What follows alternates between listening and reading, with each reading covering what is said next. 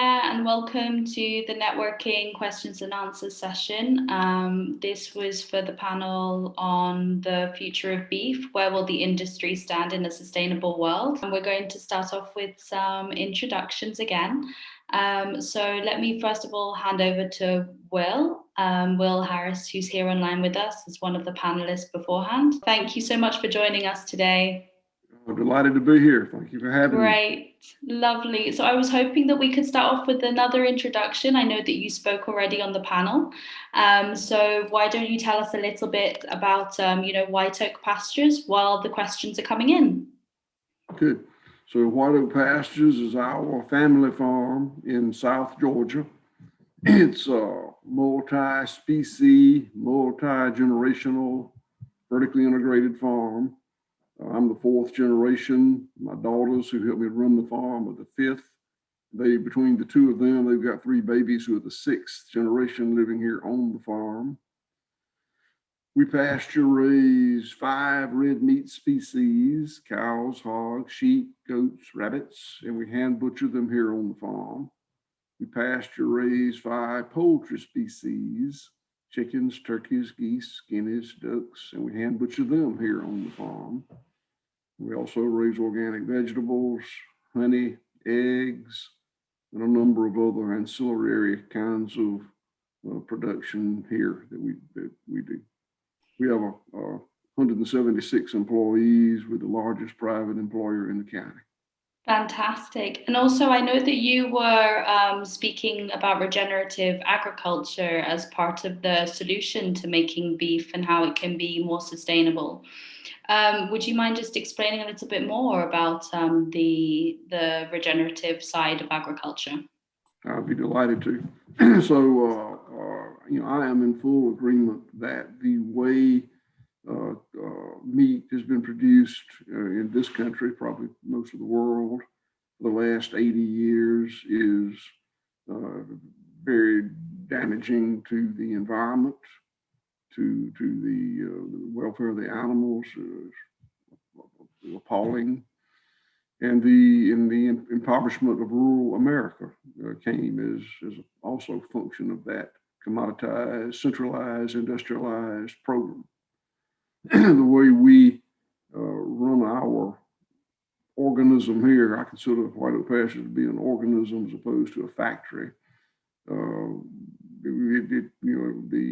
believe the animals are allowed to express instinctive behavior for their entire lives. The slaughter's done here on the farm. There's no hauling. Slaughter's done by my employees, one at a time. We'll slaughter 20 or 25 cows per day, as opposed to an industrial plant that will slaughter 400 head per hour. 25 per day versus 400 per hour. Our land is improved by the way we farm. On our website, whiteoakpastures.com, under the environmental stewardship section, you'll see a life cycle assessment that was done here. It shows that we actually, our grass-fed beef sequesters carbon in the soil more than we emit. We're very proud of that. It's a life cycle assessment done by Qantas a couple of years ago. And from a rural enrichment perspective, our little town, 100 people, has gone from literally a ghost town to a very, very nice little place to live that is actually a destination. Wonderful. Well, that's great. Well, welcome, Carys and Rachel. Thank you all so much for being here as part of the questions and answers. We are raising in attendees at the moment, so we're very happy. Just to let you all know who's attending and tuning in for the questions and answers section, you'll be able to use the Q&A box at the bottom of your screen to send questions to let our panelists respond live for you. So as well, Carys and Rachel, if you wouldn't mind just doing a little quick introduction of yourselves again.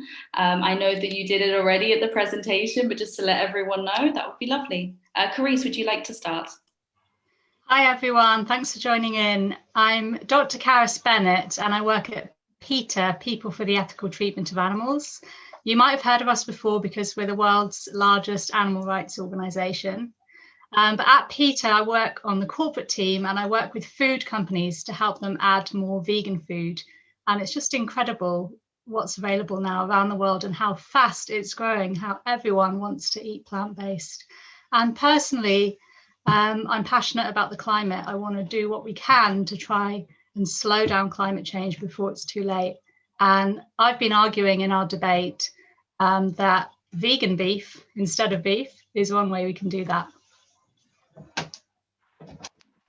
Fantastic. And Rachel, if you wouldn't mind doing a quick introduction. Hi, wonderful to see you all again. Rachel Dreskin, the Executive Director of Compassionate World Farming US, also a proud board member on the Global Animal Partnership Board, as well as on the Regenerative Organic Alliance Board. Through my role with Compassion in World Farming, we focus on achieving our mission of ending factory farming of animals. And we do that in the US primarily through working with food companies and working with them to raise the baseline standard of animal welfare throughout their supply chains. And the goal of that is first and foremost to reduce as much suffering as we can for farmed animals as possible. A lot of that work comes through incremental welfare reform. So getting animals out of really, really awful systems into systems that are, have a higher welfare potential for them, and then continuing on that step change, all towards achieving our mission of ending factory farming. But in addition to that work on incremental welfare reform, we also focus on facilitating and advocating for systemic change in our food system. And this is where we go beyond the incremental welfare reform and really work to highlight what a good and sustainable, fair, and more humane farm system looks like. That's where we focus on the regenerative side of animal production. That's how I got connected with Mr. Carys here and learned about his farm, and do a lot of that work through the Regenerative Organic Alliance to foster that supply that not only has the highest welfare potential in terms of animal systems that include animals, but also has a positive impact on our planet and a positive impact on the people that are involved in those food systems as well.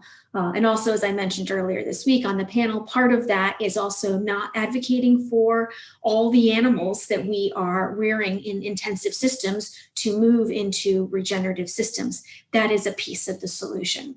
Another piece is that we need to dramatically reduce our reliance on animals in the food system, and that is through fostering the supply of plant-based alternatives as well. Definitely. And so I have a question for Will. Will, what do you think is a sustainable level of meat consumption per person? I have no idea. I know what per capita consumption is on the proteins today, and it's I think that it is so very, very high because it's so very, very cheap. It's been subsidized, and not only by the government but also by the exported costs that consumers don't pay. It's very presumptuous of me to come up with a number of pounds of pork a person could or should eat. That's a very personal choice. Sure. And I think it probably will vary a lot from person to person. Sure. And Rachel, the same. Do you have a figure for a sustainable level of meat consumption per person? Yeah, so in terms of the environmental impact, there's a lot of great reports from UN affiliated bodies that demonstrate that we need to be on a global level cutting our meat consumption and production by at least half. But that is, when you go into different regions of the world, that is going to vary because you have some countries like the US and the EU that are very high meat consuming populations. So there you'd be actually looking at more dramatic cuts in that. And on the flip side of that, in other parts of the world where meat consumption is low, you'd be looking at a lower reduction. So not 50% just blanketly across the board. But in order for us to be able to have a chance of meeting the goals that are set forth in the Paris Accord, the global call is that we need to reduce by at least 50%. Sure. And then, Carys, if vegan beef is the future, which is currently driven at large scale, what is an appropriate transition for the tens of millions of people who are currently employed in livestock? So just touching a little bit further on the answer which you gave during the presentation, if you could expand a little bit more, that would be lovely. Sure. I mean, of course, I understand there's millions of people employed in the livestock industry around the world, and people have been raising animals to eat them for, centuries or possibly millennia. But just because this is a tradition, it doesn't mean it's the right tradition to keep hold of. I'd argue that it's just unethical. These animals, they feel just like we do. They're individuals. They have their own friends, their own personalities. They have a right to live. So we've got an obligation towards them to try and phase out their exploitation and their use and end this unnecessary killing. I mean, it's amazing to see how fast the vegan movement is growing, but I don't think it's ever the case that we're going to see, there's farmers that are just don't know what to do with their animals. The animals are bred by us, often through artificial insemination, and we control the numbers. So it's going to be a phased reduction over time in terms of the number of animals that are born into the world for people to eat them. So what will happen to the farmers and what will happen to jobs? Obviously, I want people to thrive. I want them to keep their livelihoods. And I think they can retrain to do organic horticulture or arable farming. So, Will was talking about monocrops and sort of big kind of fields of wheat or soya, but there's other ways. You can grow in an organic way. You can use plant-based fertilizers and composts and things that are actually going to benefit the soil as well as using animal manure. So yeah, there's a movement in the UK called the Vegan Organic Network, and everything they grow is made using vegetable kind of manure. Basically, there's no animal product put into that at all. So yeah, I think we've got an opportunity here to do what's going to be right for the animals and what can help the planet in a massive way, and we've got to take it. Sure. And then, sorry, just on that topic, Will, how easy is it for farmers to transition? Well, it's situational. There are many farmers that won't be able to transition. There's so many areas of the planet that are not suited for vegetable production, more brittle areas that have always evolved with ruminant grazing, huge areas. So the people who are making their living there, I have no idea, in the very binary world that Dr. Bennett lives in, where we just don't do it anymore. I don't know what she would have those people do. Right. And then just in a change of direction, sorry, this is a question for Will. What are the best policy measures that could put in place over the Biden administration in the US to support more sustainable agriculture? Because you were very focused on regen agriculture, as mentioned before. So I think that first and foremost, it's important to cease subsidizing the wrong practices. Today, the very industrial, monocultural, high inputs of pesticides and chemical fertilizers are subsidizing commodity crops, probably the majority of which is grown to, certainly in the case of corn and soya, to feed animals. So that would be the first step. The second step would be to start to subsidize the right things. And we could talk a long time about what those are, but ceasing monocultures would be first and foremost, ceasing cultivation, ceasing chemical fertilizers, ceasing pesticides, ceasing GMOs. It's a long list. But we're talking about government. That was a question. But really, the driver will come from consumers. Consumers will decide what production system they want to support. And I believe that truly enlightened people would support the sort of regenerative system that I represent, and not the monocultural soya, bean, wheat that goes into making so many of these vegan substitutes, which I think is as atrocious a farming practices as industrial animal feed production. Would anyone else like to come in with an answer to that question as well? Rachel, perhaps, also being US based? Yeah, I would love to. Thank you. Yeah, I support what Will said. I think we need to be examining the subsidies for the chemicals, the pesticides, the soy and cereal grains, everything that props up the factory farming industry and keeps the price of factory farmed meat artificially low. Because and we mentioned this earlier in the panel, but the price that we're paying for factory farm meat does not reflect the true cost of that. So I fully agree with Will that those subsidies need to be addressed.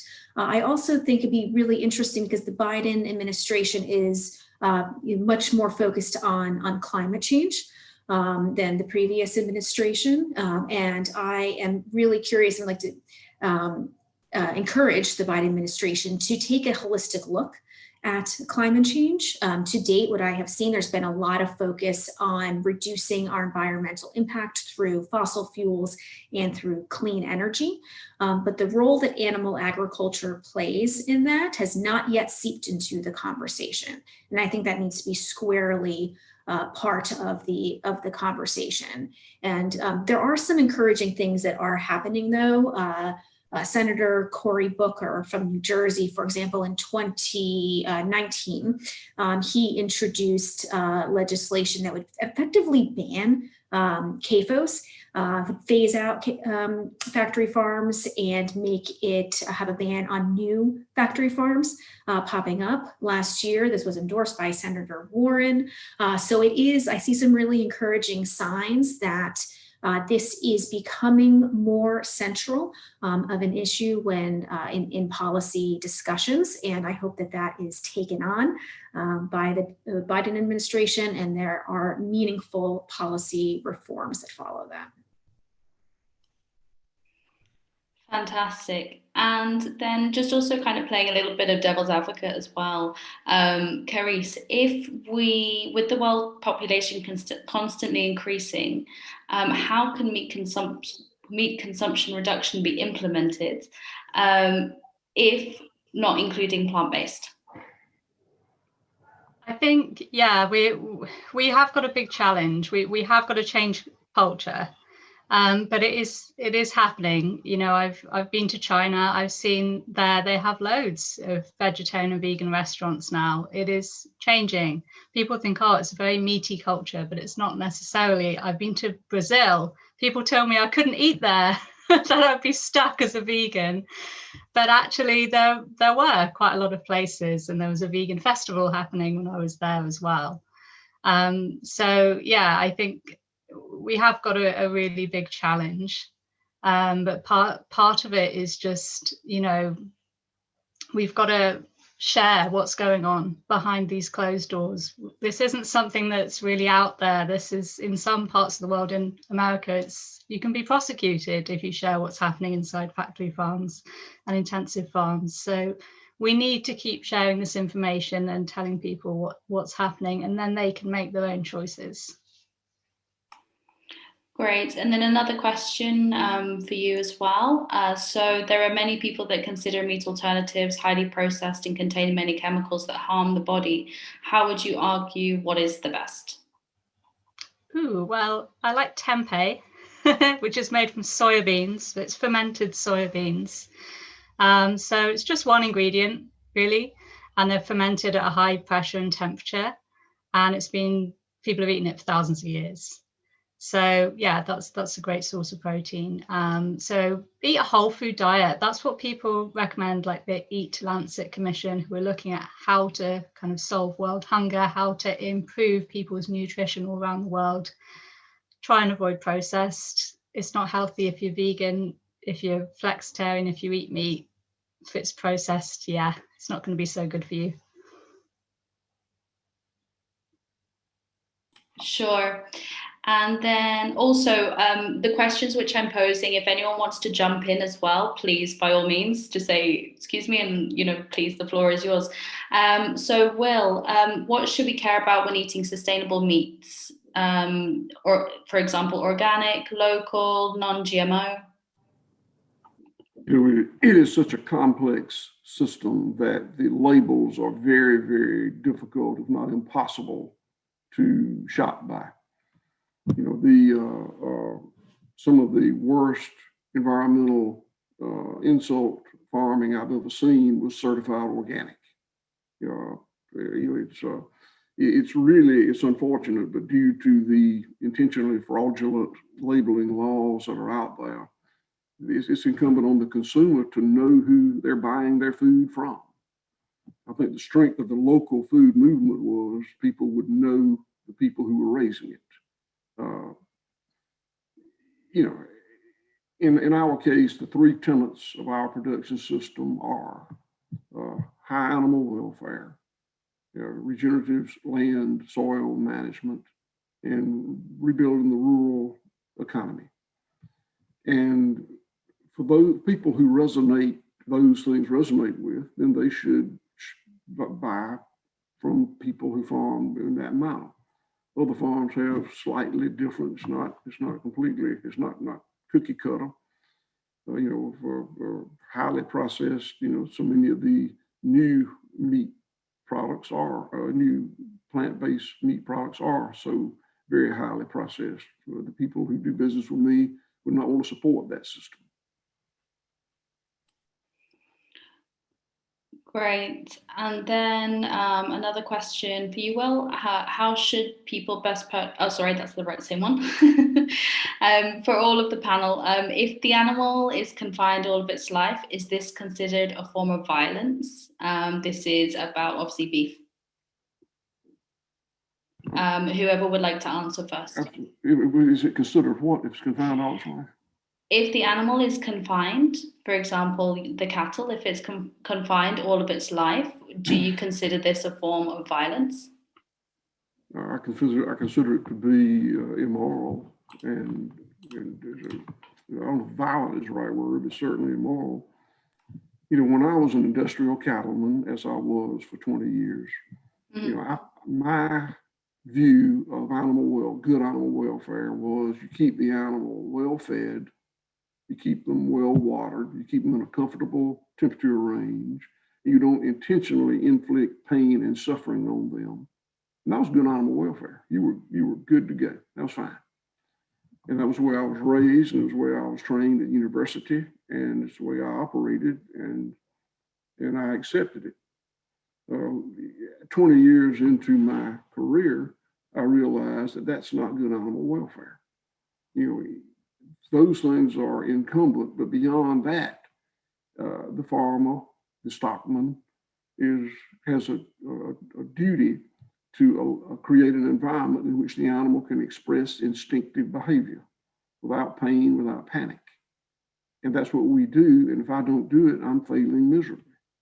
And I spent $7.5 million building slaughter facilities on my farm so that I could see the end of the life as good as the life itself. Everything that lives dies, but everything that lives has the right to express instinctive behavior and to die without pain as much as possible without pain and panic. Thank you. Thank you. Carys, same question. I'd say that the death of the animals is always violent. There isn't a humane way to kill an animal, even if they're stunned first. They still know what's coming. They have raised cortisol levels. It's been measured. They can smell and hear what's going on. I've seen them. I've seen cows at the slaughterhouse in the trucks waiting. They know They know what's coming. Whether or not they're violently treated when they're confined, I think depends on the farm, but it's a form of exploitation. You know, they're not consenting to be held captive, to be kept in a shed or confined in other means.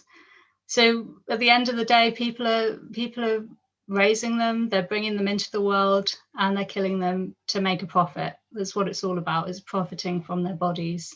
So at PETA and the vegan movement just believes that it's an unnecessary form of exploitation and injustice that we should be done with. We don't need to do this anymore. We can get all the nutrients we need eating plant-based foods.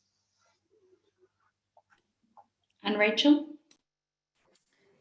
I think that and I appreciate the question. I think that the most important thing with this is the recognition that animals that we farm are sentient beings. And, you know, as Dr. Bennett and Mr. Harris have noted, you know, they're capable of feeling pain and they suffer. And that's something that we need to reorient around and not look at animals as commodities. You know, they're not widgets in a factories. They are sentient beings. So when you look at the science and kind of the evolution that Mr. Harris has gone through, we're thinking about animal welfare in terms of just the physical well-being of the animal, to taking into account the mental well-being and what the animal has the opportunity to express their instinctual, natural behaviors. That is a more well-rounded approach that is supported by science. But also, you think about keeping any sentient being in extreme confinement for the duration or frankly for like any significant period of their life. You don't need to be a scientist to know that a sentient being that feels joy and also feels pain and fear, that is cruel. So I think it's the biggest thing is reorienting ourselves around the sentience of farmed animals and respecting that. Great, thank you very much. Our next question is, as the number of plant-based meats brands are growing, what's the best way to verify their claims as a consumer?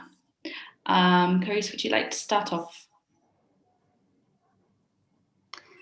Yeah, I think you need to do your research. It's not an easy answer, really.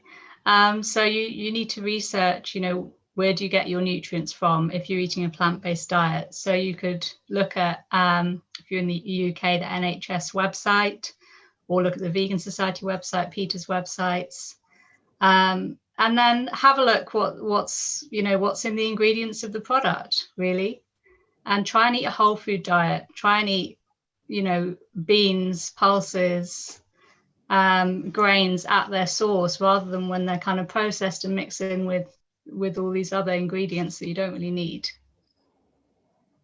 Sure. And out of the, I mean, obviously you mentioned PETA is a great reference. Who do you think is the best kind of reference to go to verify claims? Well, you can look at the NHS website, which is the health service in England, and they have information on there. Fantastic. And then for both Will and Carys, we see that in countries like Brazil or Argentina, cattle farming is one of the main drivers of greenhouse gases globally. Is there any way cattle farming can be eco-friendly? Apart from... Yes. Again, I would direct you to the life cycle assessment that was done on my farm. It's on our website. Excuse me, whiteoakpastures.com under the environmental stewardship tab. Shows that we actually sequester more pounds of carbon dioxide equivalent than the per pound of beef. We're carbon sink with reference to our grass-fed beef. Thank you. Great. Carys? I just want to say, Will, that, you know, the study you're referring to showed that your farm, while it may absorb more carbon in the soil, it uses 2.5 times more land than conventional beef farms. And if everyone farmed in this way, if everyone did the regenerative farming approach, there just isn't enough land on the earth. to do that, you know, and to feed everyone. So as Rachel says, people need to eat less meat because there's just not enough space. And wild animals are going extinct. You know, we're entering the 6th mass extinction. We've got to change things. We've got to reduce the amount of land that's being used and stop deforestation. So the questions about Brazil and Argentina, and we know that rainforests are being cut down there and burnt. We've seen the unbelievable rates of it. I think it's 2 football pitches a day or something were cut down last year. And it's to make way for cows, for beef, and for the leather industry, and also to grow soya that's then fed to animals like cows, pigs, and chickens all around the world. So it's a very, very difficult situation in South America. I'd say there isn't a sustainable way of doing it in these areas where you're deforesting land in order to graze animals. We've got to stop doing it. Do you want to respond to that, Will? Yes. First of all, I didn't say earlier when I was asked about per capita consumption of beef, I didn't say we should eat more and more and more. And the fact that there may be less animals eating is fine. But why would you give up the carbon sequestration that can be done on the non-arable part of the world, the Earth's surface, where you can't grow soya? And also, I'm not sure that some of that Brazilian, some of the rainforests aren't cut down to grow soya for plant-based protein. The majority of that soya is fed to animals. So Greenpeace estimate 90% of it is fed to animals. So it's a huge amount. And most of the plant-based things like tofu and milk that you get, soy milk, it's often grown in other countries like in France or in Canada or even Eastern Europe. So there's lots of places where you can grow soya. And you'll need more soya if we quit eating animal protein. Rachel, would you like to add anything to this point, made by Carys and Will? Yeah, I think that it's, you know, we have enough arable land on the planet to effectively feed the world's population. We have enough arable land in order to feed actually a larger population, 4 billion extra people. And I'm not advocating that 4 billion extra people would be a good idea. I think that would be a catastrophe for our environment. But we have a lot of arable land that we're not necessarily using in the best way possible. And there is, I think a lot of it comes down to this, we need to be thinking about rebalancing what our food system looks like. And I don't think that, you know, I think the way that Will's farm is a model for systems that incorporate animals in them. And I think we're all in agreement on the call that we also need to be looking, part of the rebalancing is that reduction piece as well. And in part of that reduction piece, we have to be thinking about, you know, how do we most effectively utilize the land? And a part of that is also the calorie conversion of animal production as well. And, you know, when you have animals that are fed on, you know, soy and all these cereal grains, and they're not being farmed in regenerative systems, then what you have are animals that are really inefficiently converting the calories into the form of meat, milk, or eggs. So, you know, with cattle production, it takes 6 calories of input to produce 1 calorie of output in the form of meat from a cow. So there's a lot of resources and calories that are lost in the process. And with beef production, it's pretty dramatic. It's 80%, you know, of calories are lost. So I think that and I'm not also saying that, you know, that's my, you know, advocating for just like there's just one way forward, one path. I think it's a mix of a few different things, and we should be taking a multi-pronged approach. And one of it is that animal production be reduced significantly. Remaining animal production is from regenerative systems that more efficiently utilize the resources and actually contribute towards soil health and have different environmental benefits. And then we need to be looking at making better use of the resources that are in large part going into intensive industrial animal production. Great, thank you all for your responses. So I do have another question from Colleen Smith. She says, hi folks, great to be here. Will's comments on a large percentage of our planet not suited for row crops or vegetable production is still sitting with her. What would those vegan proponents on the call cite as the best resources for showing how all on the planet could move completely away from meat as a protein source? So, you know, some of these questions, they may still be down the same kind of lines as questions previously asked, but of course, please respond with any further information as well. Yeah, I'm happy to take that one. So as Rachel was talking about the inefficiency in eating animal-based protein compared to plant proteins, so this is related to the land use as well. So if you compare beef to beans, beef in some parts of the world uses 20 times more land. So if more people ate plant foods, we wouldn't need as much land. And so what about places where they're like on mountains, hilly areas, and it's just grassland with animals grazing? Well, those places could be reforested. And this will actually help with climate change. It'll draw down more carbon dioxide from the atmosphere, which we urgently need to do. And also it can provide a home for wildlife. You know, we're actually facing such a crisis with it. We've seen huge declines in populations of wild animals across the planet, especially in Europe. It's just a really severe situation. So in the UK, the subsidy system is changing now. We've split from the rest of Europe, and farmers are actually going to be subsidized to do reforestry, or to make parts of their land wild in other ways. So to make it into wetlands, or to kind of increase the size of hedgerows or make more space for wildlife. So in the future, maybe some animal farmers may end up just kind of being custodians of the land and actually be paid to do that and employed to do that, as well as farming fruits, vegetables, and crops. Ruminant animals are not an invention of current livestock farmers. You speak of reforesting lands, but there are a lot of land that has never been in forest. You know, for millennia, there was ruminant animals grazing, roaming grasslands. So I guess the question that was asked is, what would you use those lands for?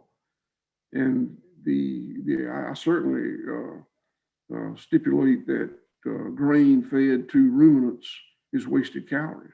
I certainly stipulate that. Grass fed to humans is it costs you calories to digest the grass. So I don't understand, you know, that we're wasting land with cows 2.5 times as much land, but then we don't want to use the land that is suitable for that for livestock. I don't follow that reasoning.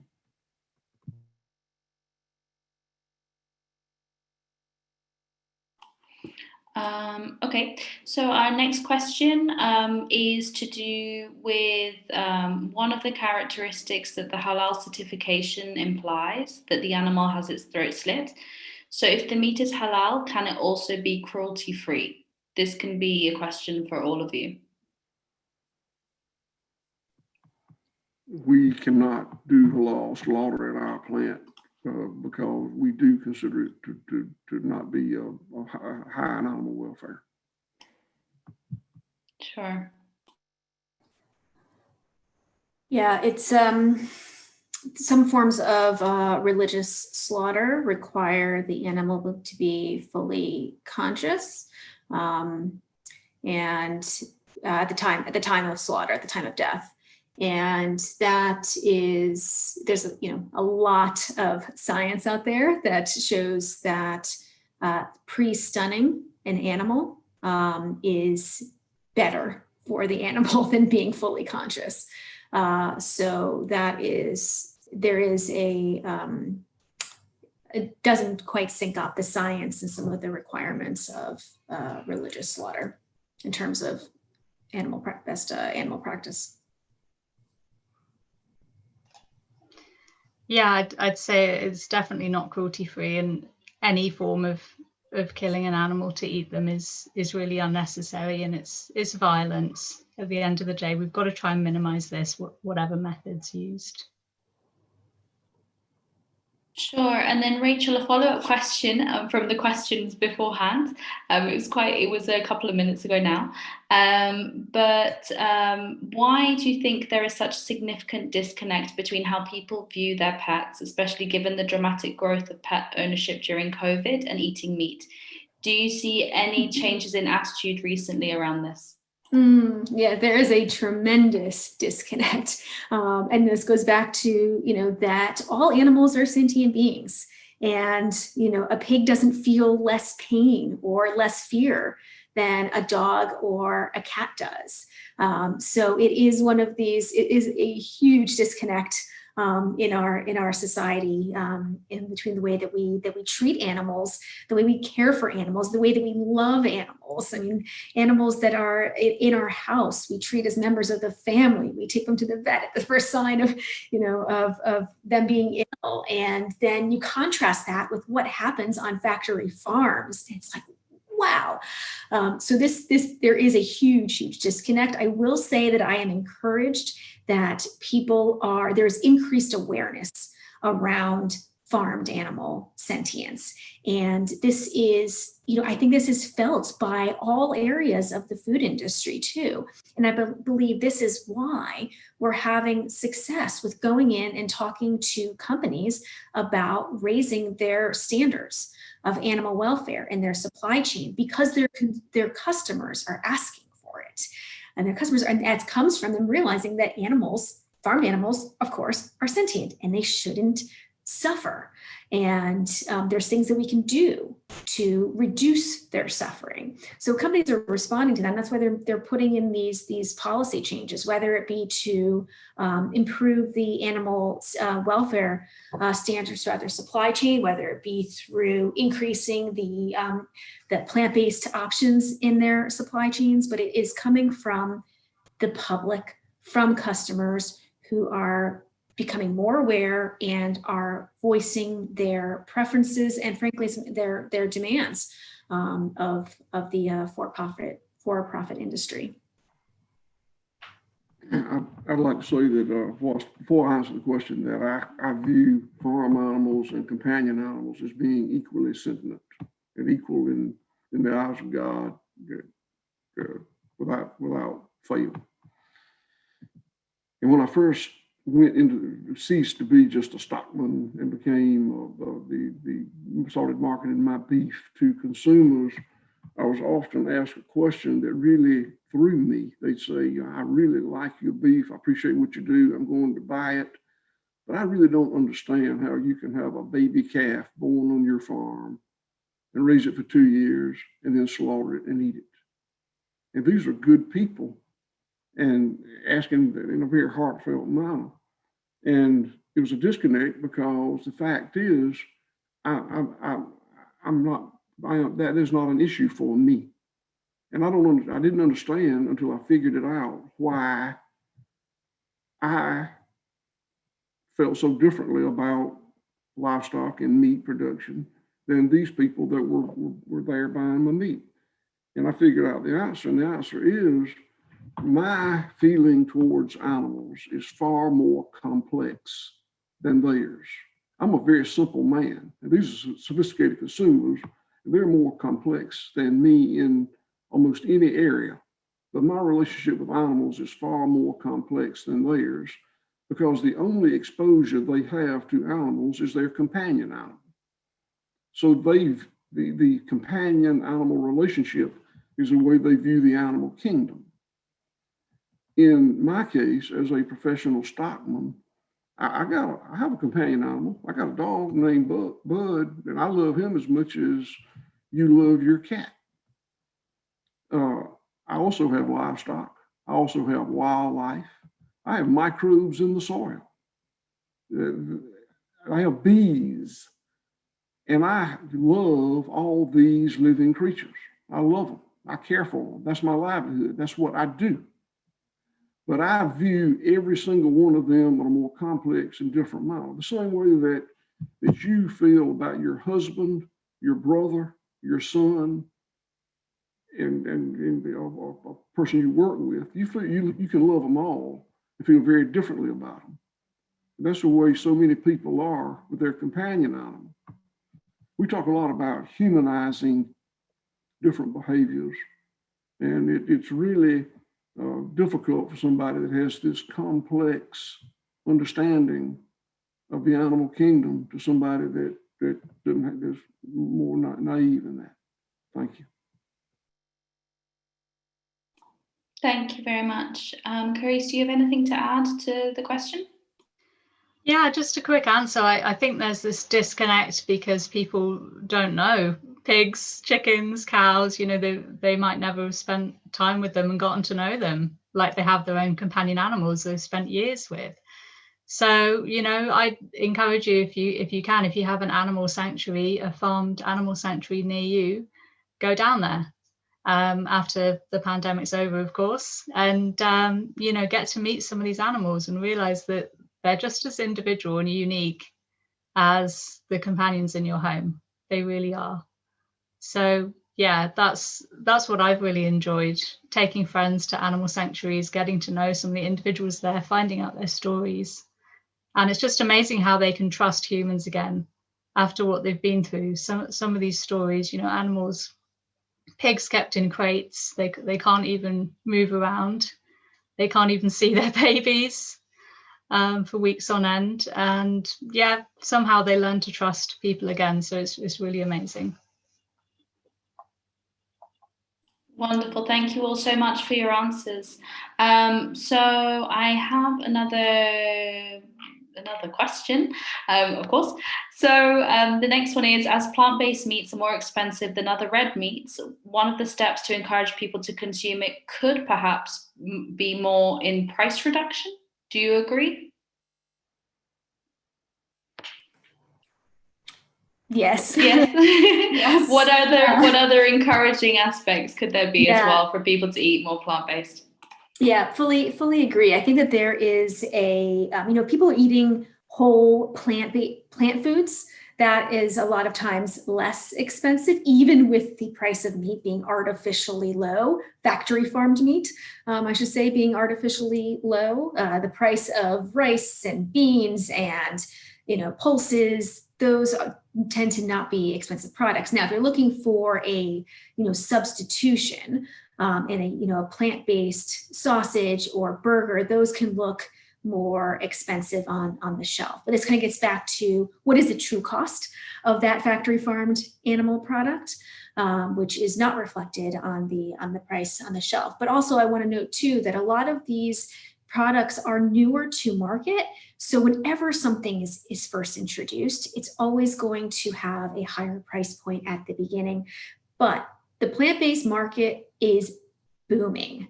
It is on fire. There's all these products coming in every year, and the price of products is going down as the market continues to grow, as the demand continues to grow. So what we really need to get to is a point where the plant-based products reach price parity with the factory farm animal products, and then are able to, hopefully get below that price as well. And that will help us drive down the demand for, conventional factory farm animal products. And that leaves us with that more balanced portfolio of having regenerative, and then we have the plant-based markets. And those should be the remaining parts of the market. Wonderful. So then the last question will be toward about meat tax, which we briefly touched on in the presentation. So to all of you, you mentioned getting rid of subsidiaries. What about a meat tax? Could that be a way of getting to the same goal and might be more politically tenable? If you'd like to expand a little bit more on your answer from the presentation, that would also be great. Thank you. Rachel, let's start with you as you're on unmute. Yes.